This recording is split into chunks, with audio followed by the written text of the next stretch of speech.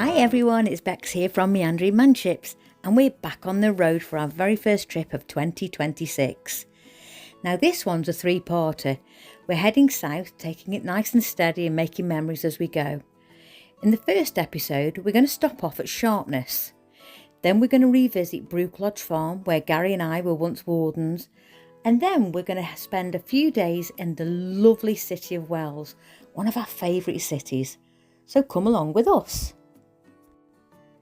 So we headed south from our base in Cheshire, down the M6 and M5 to Tudor Caravan Park in Sharpness, which luckily is attached to a pub called the Tudor Arms. This was just an overnight stay. Sometimes that's all you need. Warm facilities, nice and clean, somewhere to rest your head for the night. This is a big, well-kept park with more pitches than I could possibly count, and it sits right beside the Gloucester and Sharpness Canal, which gives it that lovely open waterside feel. We didn't explore far though. This was more about us starting to slow down than sightseeing.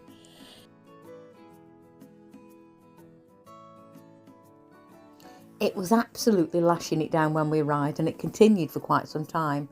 But we wandered over to the Tudor Arms, got chatting with some of the staff and locals, and just settled ourselves in for the evening.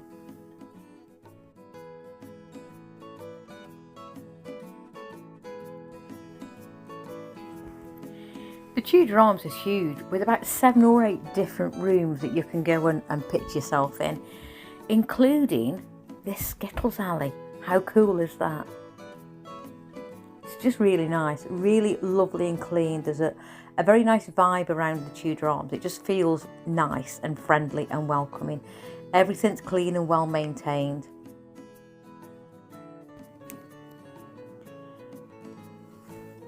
We both ordered a fish and chip supper from the menu and weren't disappointed. It was really nice. Absolutely massive portions, really crispy batter, set us up perfectly for a good night's sleep.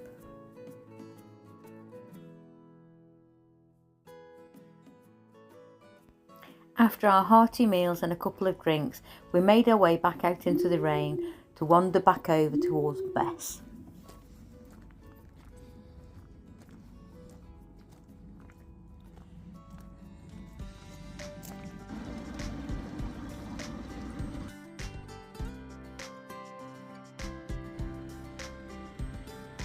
Gary's knee's still getting worse and worse, so we made the difficult decision that I'd travel separately in the car, just so that whenever we got to various sites or locations, it meant that he didn't have to walk into town. For example, when we head down to Wells, he wouldn't have to walk the mile into town.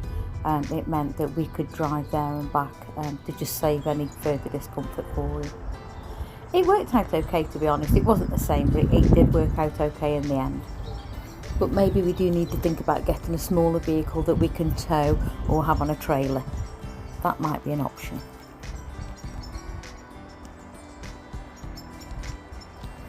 Anyway, we had a lovely night's sleep at Tudor Caravan Park. Really nice. It was lovely and quiet. Being right at the back out of the way, we're just surrounded by nature. It was really beautiful. So in the morning, it was still raining, but we decided to head out to the Severn Estuary to look at somewhere that Gaz had found on the maps. So here we are at Sharpness picnic area. I'll just span around a little bit. So there's the car park. It's free to park up. It's closed at night and the gates get locked, but they provide this lovely big open picnic area that overlooks the Severn Estuary.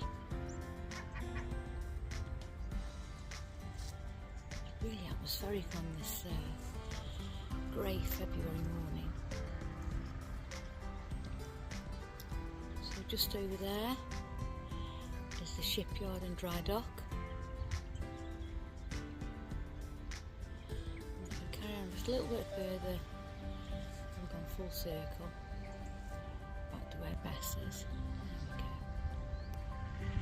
This is beautiful. I can imagine in the summer, you know. This is absolutely stunning. These houses have got a brilliant view, haven't they? Absolutely brilliant. And these picnic areas, look at this one. Can you imagine the summer when that willow tree is absolutely full of all its leaves? Just sitting here having your picnic. Quite romantic, isn't it? Absolutely beautiful. This little bed of snowdrops and daffodils. First signs of spring.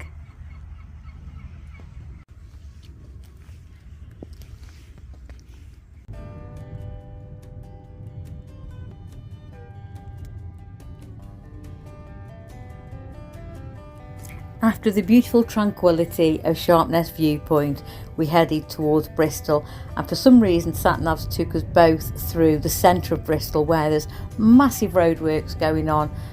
It was interesting because we both got to see parts of Bristol that we've never seen before, even though we've worked in that area twice before.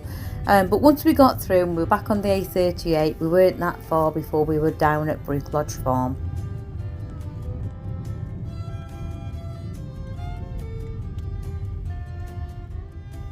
We do love it down here, and this always feels like we're returning home.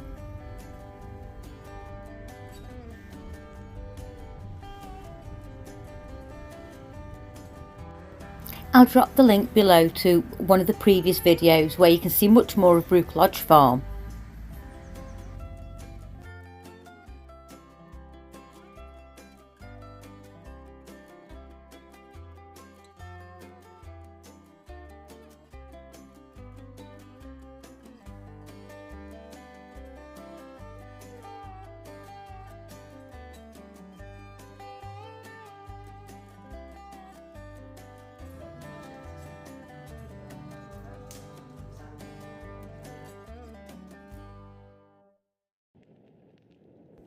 Hedges cider is about as authentic as you can get when you're looking for a proper cider house.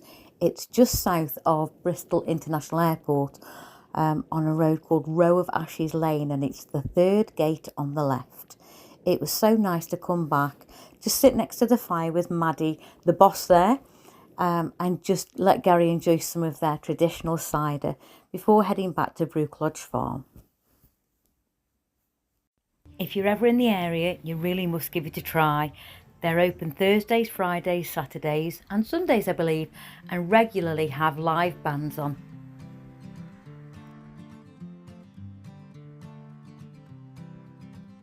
Waking up to the golden light, Bonnie by my side, everything feels right, rolling down the windows on the open road we've got now.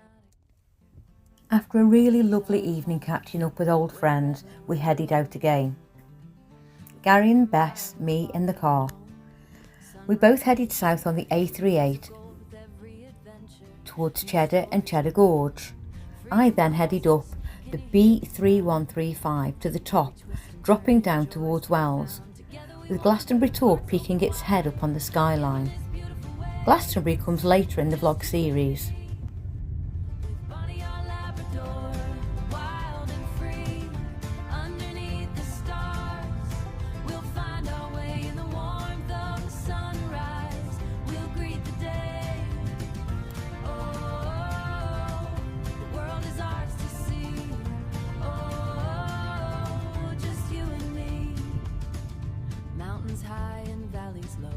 Every sunset our spirits glow, fresh air fills our lungs, laughter in the breeze. In this life of freedom, we do as we please. So let's chase the horizon. Let's never... This drive was beautiful and not too scary in the car. I'm sure I wouldn't have risked it in Bess though, as the pretty country lanes were very narrow and quite steep in some places. Constructed over centuries by foot, beast and wheel, long before motorhomes were ever even a thing.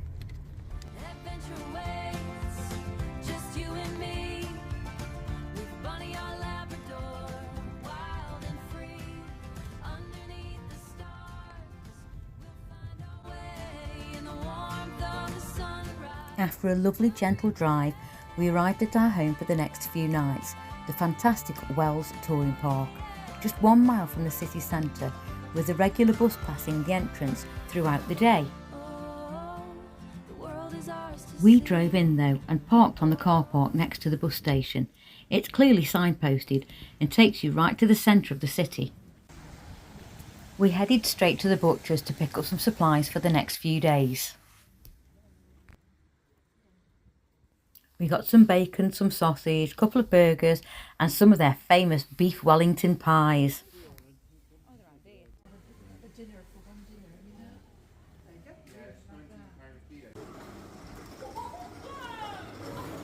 I'm just walking around the Bishop's Palace here in Wells, and what's incredible is that this place dates all the way back to the early 1200s.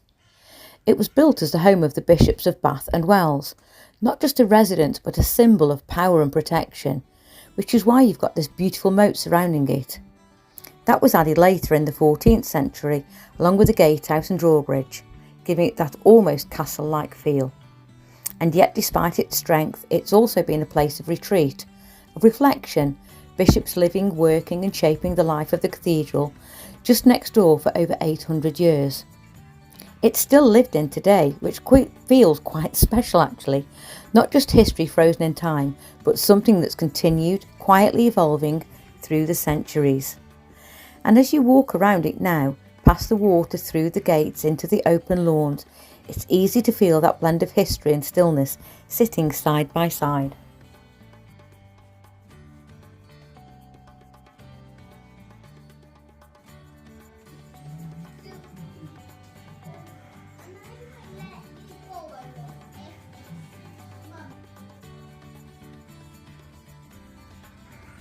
If you're fans of the movie Hot Fuzz, you'll see lots of things here that look quite familiar to you, but we'll come back to that shortly.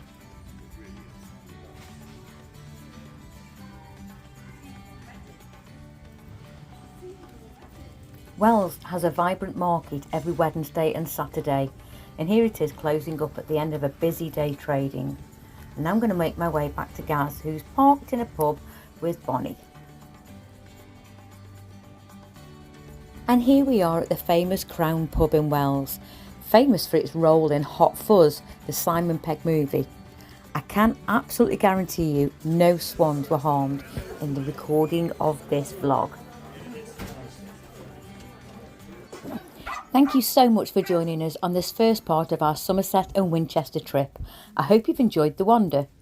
In the next vlog I'll be heading off solo to Glastonbury, climbing the Tor, spending time in the beautiful Chalicewell Gardens and exploring all those little tucked away corners. It's a special one. So if you'd like to come along for that, make sure you've subscribed and tap the bell so you don't miss it when it lands. And if you've enjoyed this one, it really does help to give it a like. It just helps more people find the journey. Anyway, I'll see you in the next one.